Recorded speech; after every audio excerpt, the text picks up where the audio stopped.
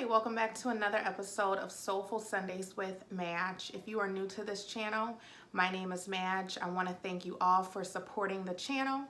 And while on this journey with me, we will talk about different challenges that we may all encounter at different points in times in our lives and how our perspective can be one of the greatest tools that we can use to help us overcome some of these apparent life obstacles. And as always, if you like what you receive, remember to hit that like button. Feel free to leave a comment below. Ring the bell to subscribe to the channel. This way, when I upload, you'll receive notification. And always, you can email me at askmadge18@gmail.com with any questions you may have concerning this video, a past video, or just any general questions. You can always email me.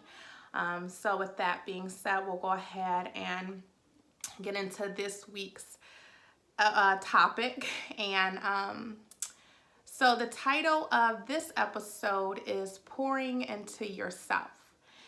And when I was thinking about pouring into myself and how I wanted to share this message with you this week,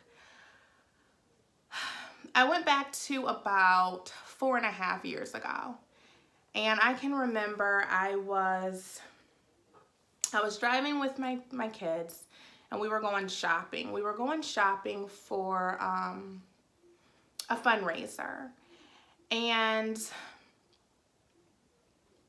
to kind of set the stage or paint the picture. So we were going shopping, but 4.5 years ago, I was in the process of going through my divorce. So this was one of the first times that I was going out with my kids and just kind of getting used to what life in that moment was going to look like. No longer having a partner, a husband, someone who I would normally have with me during moments, those particular moments shopping. And I can remember going shopping, and I was so upset. I was upset at him. I was upset. I felt like, so this is 4.5 years ago. So, this is where I was at 4.5 years ago. I was really upset, and I was just thinking to myself, like, look at me, I'm out here, I'm shopping with my kids, soon to be, a divorcee, and I'm doing this all alone, and people are gonna look at me, and they're gonna be staring, and they're gonna be saying, look at her out shopping with her kids all by herself. Now, granted, there's so many people who shop with their kids, and, people aren't really looking at you. Well, maybe they are, but who cares what people are, thinking when they're looking at you shopping with your kids. But in my mind, I felt like people were gonna know. They were gonna know that I had poured so much, like, into a marriage. I had poured so much into my husband, and I was so angry. I felt bitter, I felt afraid, and I felt like he just left me to have these life experiences and continue through life on my own. And this is what life was gonna look like: gloom, doom, hopeless, right? And, I was thinking, like, I wonder, like, have you ever felt like that, where you felt like you've given so much of yourself to a person or even people or situation, and you've invested so much of your time, you invested so much of your energy, you invested just so much of all that you can think of, and, like, sometimes in the end you feel like it was all for nothing, or you feel like you were just kind of like left out in the cold, and it's like you're just left with your thoughts, and you're wondering, like, was it all for nothing? Like, why did I go through all this? Why did I pour so much of myself into this person or into this situation for it to just end like this, end and feel like you didn't get the outcome, you didn't get the end that you were looking for. Now, one day something changed. I don't know. I wish I could tell you that I had, awareness of, foresight, or the ability to really tap into foresight, and that, I was going to know that 4.5 years later, this present moment, that I would see things so much different. But in the moment, we're growing, we're all evolving, we're changing, we're transforming each and every single day. But something happened around that time, sometime after that particular day, where I was feeling very bitter, very alone, and feeling like I had poured into someone and it was all for nothing. One day I can remember I was staring in a mirror, and I think I was crying. I'm pretty certain that I was crying.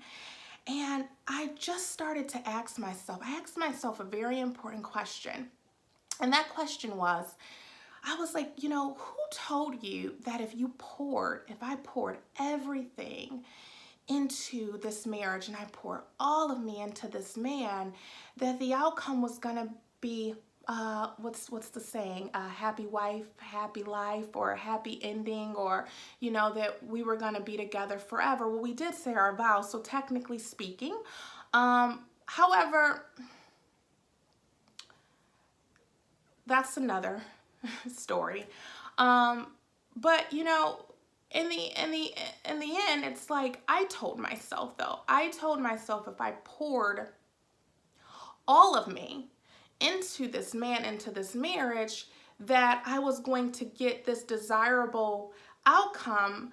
But that was the outcome that I envisioned wasn't the outcome. And it was like something changed in that moment when I realized that he never told me that the outcome that I was looking to have was going to be how the story was going to unfold. Like, he never told me that. He never gave me that guarantee. He never said, Madge, if you give all of your love to me, this is what I'm going to do in return. If you pour all of your energy into me, this is what you're going to get in return. Like, he never told me that. So when I realized that, and in a sense, I was the reason why I felt depleted. I was the reason why I felt that I had nothing left to give because I had gave it all away. What happened was, in that moment, I was able to release him. I was able to forgive, and I was able to release him in that moment from moving forward into any of my next moments, because I realized that he was no longer going to be held responsible for me depleting my own self, because I made the choice to pour everything into him.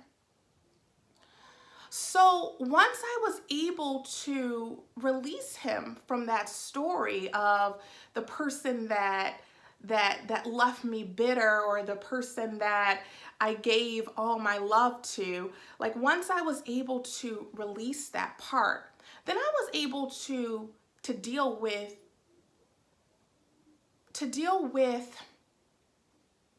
the truth. And when we're able to release people from the story of saying that you are the cause for this, and take ownership of what we contributed to our own situations in our lives and how they play out, then at that point, we're going to be able to really start to heal. So what happened was, I realized that though I gave so much of myself, I thought, well, that means though that I have a lot to give. Like, I had a lot of love. I have a lot of energy. I have a lot of dedication. I have a lot of commitment. I have a lot of focus. Like, I started to really just kind of unfold, like, what was I giving?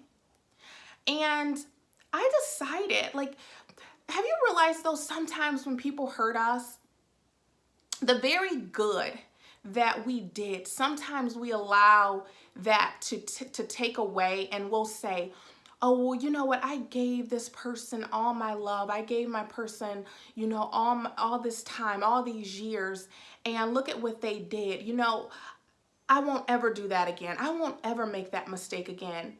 And it's almost like we bury the good. We allow one person or a certain event to tell us that we have to, like, almost like kill off the good and bury the good and never share those beautiful gifts with anyone, with the world, because of one person or one event.